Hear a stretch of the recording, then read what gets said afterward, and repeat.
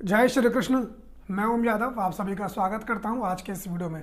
दोस्तों, आज मैं आप सभी लोगों से यदुवंशी क्षत्रियों द्वारा स्थापित शिवपुर रियासत का इतिहास बताने वाला हूं।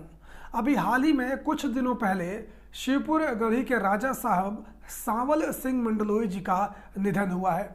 तो इस वीडियो के माध्यम से मैं सच्ची श्रद्धांजलि उन्हें अर्पित करना चाहता हूं और आप सभी लोगों से मेरा विनम्र निवेदन रहेगा कि आप सभी लोग इस वीडियो को ज़रूर देखिए। अपने जीवन के 10 मिनट आज आप लोग मुझे दे दीजिए और इस वीडियो को जितना हो सके उतना सभी यदुवंशी क्षत्रियों तक शेयर ज़रूर कीजिएगा। तो आइए बिना देर के इस वीडियो को हम लोग शुरू कर देते हैं। आज से लगभग 655 वर्ष पूर्व 1409 विक्रम संवत में यादव वंश के राजा ठाकुर महिपाल सिंह मंडलोई के पुत्र ठाकुर पूरन पाल सिंह मंडलोई जी ने, जिन्हें पूरन सिंह के नाम से भी जाना जाता था, अपने तलवार की धाक पर शिवपुर रियासत की स्थापना की थी। इतिहास की तारीखों के अनुसार इस यदुवंशी अहिर क्षत्रिय राजघराने का इतिहास राजपुताना के बयाना नगरी से प्रारंभ होता है। चारण भाट और इस घराने के राज पुरोहितों के पास से रखे 1000 वर्ष पुराने ताम्रपत्र एवं दस्तावेजों के अनुसार शिवपुर के यदुवंशी अहिर क्षत्रिय रजवाड़ों की वंशावली बयाना के राजा विजयपाल यदुवंशी से शुरू होती है। चलिए अब जानते हैं कि कौन थे विजयपाल यदुवंशी। यदुवंशी राजा विजयपाल पहले शासक थे जिन्होंने मथुरा से अपनी राजधानी बयाना में स्थानांतरित की थी।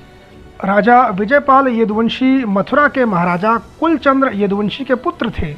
सन 1018 में मथुरा में भगवान श्री कृष्ण की पीढ़ी के महाराजा कुलचंद्र यादव और महमूद गजनी के बीच भीषण युद्ध हुआ, जिसमें गजनी की सेना ने छल से यदुवंशियों को पराजित कर दिया। राजा कुलचंद्र की रानियों ने अपने सम्मान के रक्षा करते हुए जौहर की और सती हो गई। पराजय के बाद महमूद गजनी की ओर से होने वाले आक्रमणों से जान और माल की सुरक्षा दिनों दिन कम होती जा रही थी। इसी को देखते हुए राजा कुलचंद्र यादव के पुत्र राजा विजयपाल यदुवंशी के नेतृत्व में ज़्यादातर यादव बयाना आ गए। इसीलिए विजयपाल यदुवंशी ने मथुरा के मैदान पर बनी अपनी प्राचीन राजधानी छोड़कर पूर्वी राजस्थान की मानी नामक पहाड़ी के शिखर भाग पर बयाना के दुर्ग का निर्माण करवाया। इसके अलावा विजयपाल यदुवंशी जी ने कई मुस्लिम आक्रांताओं से भी लोहा लेने का काम किया था। इसकी तस्दीक विजयपाल रासो नामक एक ग्रंथ से होती है। विजयपाल रासो नामक ग्रंथ में लिखे एक संदर्भ के अनुसार विजयपाल यदुवंशी जी का युद्ध अबूक शाह कांधारी से हुआ था। ख्यात के लेखक भी गजनी से हुए संघर्ष के बारे में अपनी किताब में वर्णन करते हैं।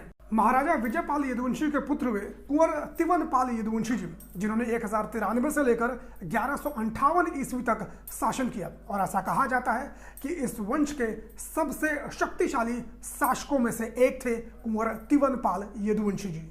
66 वर्ष के दीर्घकालीन शासनकाल में उसने तिमनगढ़ का किला त्रिभुवनगिरी, जो बयाना से 22 किलोमीटर की दूरी पर है, उसे बनवाया और एक योगी के आशीर्वाद से पुनः शक्ति अर्जित करके इसने आगे चलकर मुगलों से बयाना का दुर्ग पुनः छीन लिया। कुंवर तिवलपाल यदुवंशी ने नई विजय अर्जित कर अपने राज्य की शक्ति बढ़ाई।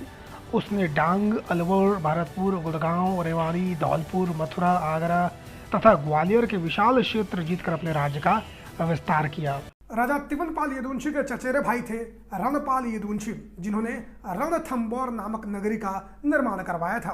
राजा तिवनपाल यदुवंशी के बाद आए अगले 2 शासक राजा हरपाल सिंह यदुवंशी और राजा धर्मपाल सिंह यदुवंशी।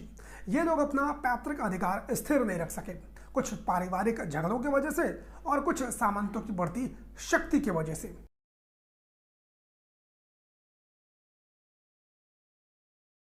कुंवर धर्मपाल यदुवंशी के पुत्र हुए राजा कुंवरपाल यदुवंशी, जिन्होंने सन 1196 ईस्वी में मोहम्मद गौरी के साथ युद्ध किया था। इस युद्ध में मोहम्मद गौरी ने कुंवरपाल यदुवंशी और यादव सेना को छल से पराजित कर दिया। इस युद्ध में पराजित होने के बाद राजा कुंवरपाल यदुवंशी अपने मित्र चित्तौड़ के शासक राणा समर सिंह के यहाँ गए और वहाँ पर उन्होंने शरण ली। इसी बीच मोहम्मद गौरी ने पृथ्वीराज चौहान जी के ऊपर हमला कर दिया। आपको बता दूं कि समर सिंह और पृथ्वीराज चौहान दोनों रिश्ते में बहनोई लगते थे और इसी रिश्ते की वजह से राणा समर सिंह ने पृथ्वीराज चौहान की तरफ से युद्ध लड़ने का निर्णय लिया। चूंकि कुंवरपाल यदुवंशी समर सिंह के यहाँ विराजमान थे, वहीं पर रह रहे थे, तो कुंवरपाल यदुवंशी जी ने भी यह तय किया कि वो भी पृथ्वीराज चौहान की तरफ से युद्ध में शामिल होंगे। दुर्भाग्यवश इस युद्ध में मोहम्मद गौरी ने पृथ्वीराज चौहान जी को पराजित कर दिया और बंदी बना लिया। इससे बड़े दुर्भाग्य की बात यह थी कि राणा समर सिंह इस युद्ध में शहीद हो गए। खुशी की बात यह थी कि कुंवरपाल यदुवंशी जी इस युद्ध में बच गए, लेकिन उनकी यादव सेना को काफ़ी ज़्यादा क्षति झेलनी पड़ी।